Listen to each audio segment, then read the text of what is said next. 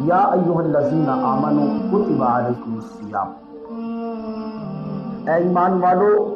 اللہ نے تم پہ روزے فرض کیے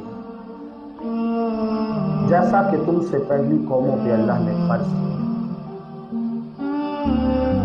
کس لیے؟ تاکہ تم پرہیزگار بن جاؤ۔ گویا روزے کا اصل مقصد ہی یہاں سے سمجھ آ رہا ہے، وہ مقصد ہی یہ ہے تقویٰ اور پرہیزگاری۔ جب بندہ روزہ رکھتا ہے تو بندے کے سامنے حلال چیز موجود ہوتی ہے، طیب و طاہر موجود ہوتی ہے، بندہ اس چیز پہ قادر بھی ہوتا ہے، قدرت بھی رکھتا ہے، اسے کھا بھی سکتا ہے، پی بھی سکتا ہے، لیکن اس کے باوجود انسان اس چیز کو ہاتھ نہیں لگاتا کیونکہ اسے پتا ہوتا ہے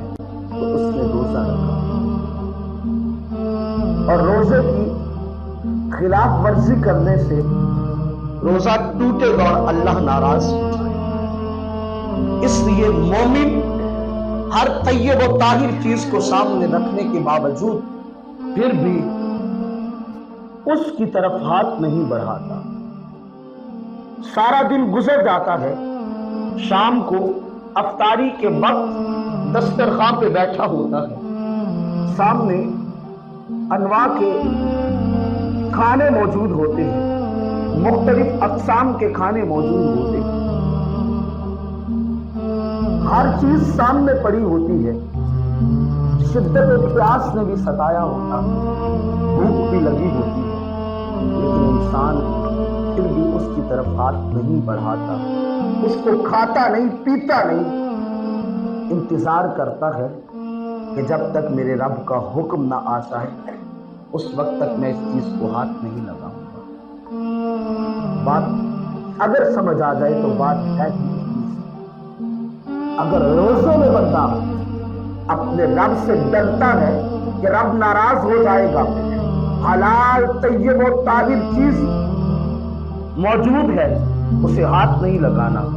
تو بھائی اس بات کو پلے باندھ لو، رمضان ہو یا نہ ہو، جو چیزیں اللہ نے تمہارے لیے منع کر دی وہ تمہاری دسترس میں ہو، ہر چیز تمہارے پاس موجود ہو،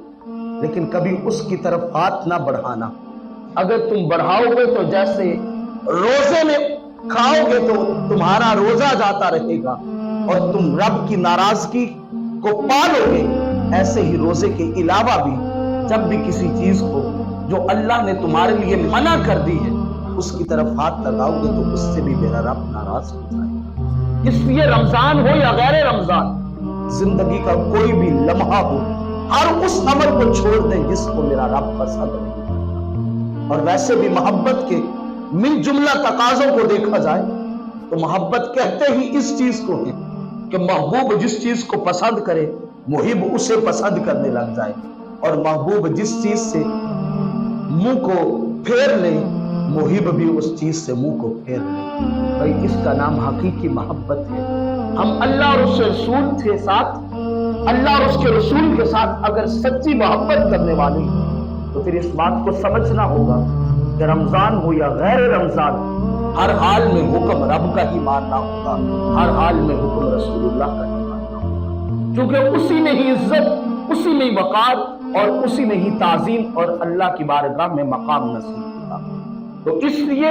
رمضان ہو یا غیر رمضان جو چیزیں اللہ کی منع کردہ ہیں ان چیزوں سے رخ کو پھیر لینا یہ ایک مومن کی علامت ہے، اور اللہ حکم بھی مومنوں کو دے رہا ہے، لعلکم تتقون، تاکہ تم پرہیزگار بن جاؤ۔ اگر رمضان میں ممنوع اشیاء کو ترک کرنے سے انسان اللہ کی بارگاہ میں پرہیزگار اور متقی بنتا ہے تو پھر غیر رمضان میں بھی جو چیزیں اللہ نے منع کی ہیں ان کو بندہ چھوڑے تو بندہ اللہ کی بارگاہ میں مقام پا جاتا ہے، بندے کو عزت نصیب ہوتی ہے۔